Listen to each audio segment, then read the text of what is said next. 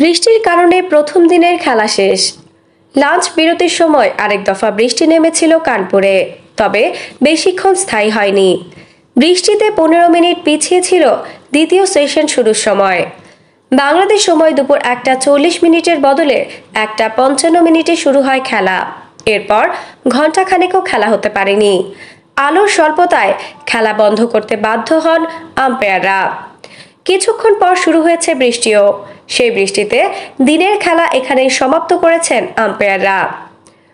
প্রথম দিনে খেলা হয়েছে মোটে 35 ওভার, যেখানে বাংলাদেশের সংগ্রহ 3 উইকেট হারিয়ে 107 রান।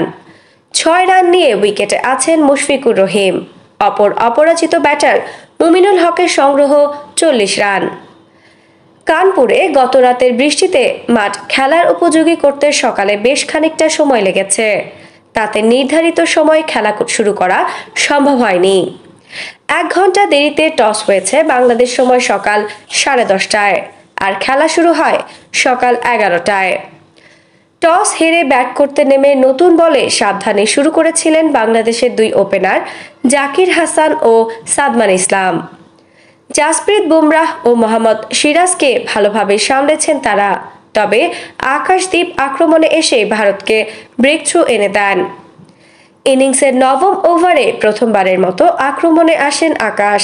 ওভারের তৃতীয় বলটি অফ স্টাম্পের খানিকটা বাইরে গুড লেন্থে করেছিলেন এই পেসার। সেখানে ডিফেন্স করতে গিয়ে আউটসাইড এজে বল চলে যায় তৃতীয় স্লিপে। সামনের দিকে ঝাঁপিয়ে পড়ে দুর্দান্ত ক্যাচ নিয়েছেন জয়সওয়াল। 24 বল খেলেও রানের খাতা খুলতে পারেননি জাকির। আরেক ওপেনার সাদমানকেও ফেরান আকাশ। ইনিংসের 13তম ওভারের প্রথম বলে লেগ বিফোরের ফাঁদে পড়েন এই ওপেনার। গুড লেন্থে পড়ে সুইং করে সাদমানের সামনের পায়ে লাগে বল। তাতে আবেদন করলেও সাড়া দেননি আম্পায়ার। তবে রিভিউ নেয় ভারত। এমনিতে দেখে মনে হয়েছিল বল লেগ স্টাম্পের বাইরে দিয়ে বেরিয়ে যাবে, কিন্তু তৃতীয় আম্পায়ারের রিপ্লেতে দেখা গেল বল লেগ স্টাম্পে লাগত। ভালো শুরুর পর আরও একবার ইনিংস বড় করতে পারেননি সাদমান।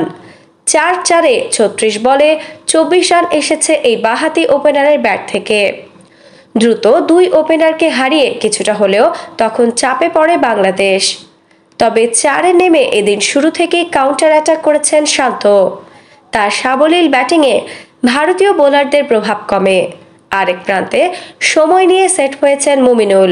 এ দুজনের দুর্দান্ত ব্যাটিংয়ে লাঞ্চ বিরতির আগে আর কোনো উইকেট হারায়নি বাংলাদেশ। তবে লাঞ্চ থেকে ফিরে আর বেশিক্ষণ টিকতে পারেননি শান্ত।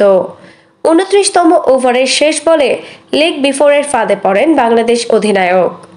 আম্পায়ার আউট ঘোষণা করলেও রিভিউ নিয়েছিলেন তিনি, কিন্তু রিভিউতেও দেখা যায় বল উইকেটে আঘাত হানত। 57 বলে 31 রান করে আউট হন শান্ত। আফসানা নওরিন, বাংলা স্পোর্টস।